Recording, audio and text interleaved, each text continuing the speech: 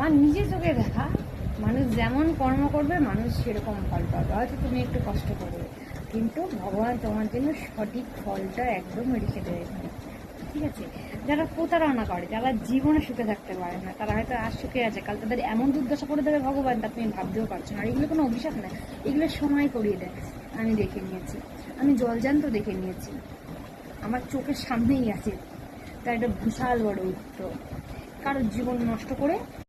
আগে তাও এইসব ভিডিও যেতে আমার একটু মানে কেমন কেমন লাগলো যে এরকম ভিডিও ছাড়বো, আমার তো বাড়িতে কেউ নেই, আমার এখানে তো কেউই নেই, ধরতে গেলে কেউই নেই, আমার এখানে কে আছে? হ্যাঁ, তাই এরকম ভিডিও ছাড়বো যদি কেউ। এখন ভাই পাড়ায় যা নোংরামি হয়, বিশেষ করে আমাদের গলিতে জানা হয়, তার থেকে 4 ডবল নোংরামি হয় আমার পাশের গলিতে। মানে ওই গলিতে কার বউ কার সাথে ব্যথা থাকে তা আমি ঠিক থেকে না, আবার তার বাড়ির শাশুড়ি এসে আমাদের পাড়ায় ডায়লগ মারবে।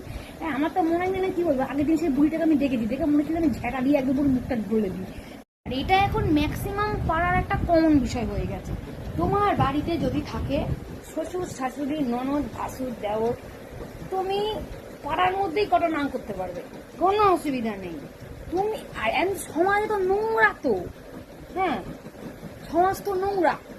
ভাতারও খাচ্ছে টাকায়, সেই টাকায় ননদও খাচ্ছে, সেই টাকায় শাশুড়িও খাচ্ছে, সে টাকায় শ্বশুরও খাচ্ছে, সে টাকায় 14 বুঝতে খাচ্ছে। কি বইয়ের নাম করা টাকার মানে হাসি লাগে।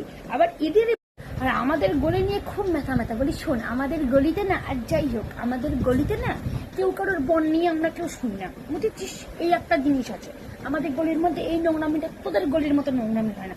তোরা তো এর ওর ভাতা ট্রান্সফার করিস রাত্রেবেলা, বুঝেছিস? কি নোংরা তার মানে? আবার তোদের ভাতাটাই মোড়ে মাথায় দাঁড়িয়ে ডায়লগ দেয়, মানে জেঠার বাড়ি মারি আমি। মানে কি নির্লজ্জ, এটা কি আমার মাথায় ঢোকে না একদম। আর এটা শাওরি। আমি তো মাঝে মাঝে এখন বলি যে এতদিন ইভেন্টের কাজ করার ফোরে কাজ করে কি করলাম, শাখা পলা সিঁদুর শাড়ি মাথায় ঘোমটা দিয়ে যদি 10টা নাংবাজি করতাম, মনে হয় এবার 10তলা বিল্ডিং বানাতে পারতাম।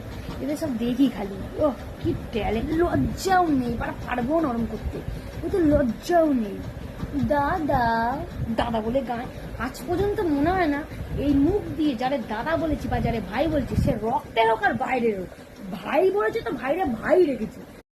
আর একটা সমস্যা আছে, সেই সমস্যাটা হচ্ছে কি, যারা আবার এইসব ঢলানিটা 42 বছর বুড়িরা যেসব ইয়ং ছেলেদের গায়ে পড়বে, ইয়ং ছেলেরা তাদের বলবে বৌদি বৌদি। আর আমি তো খিস্তে গালাগালি, ওই জন্য আমার দেখবে সহ্য করতে পারে না, আমার বাল ছেলের কাছে আমার তো কেউ কিছু বলতে পারে, খাঙ্কির ছেলে ওখানে দাঁড়া মাটি করে পুড়বো, এরকম বলতে বলতে আসি।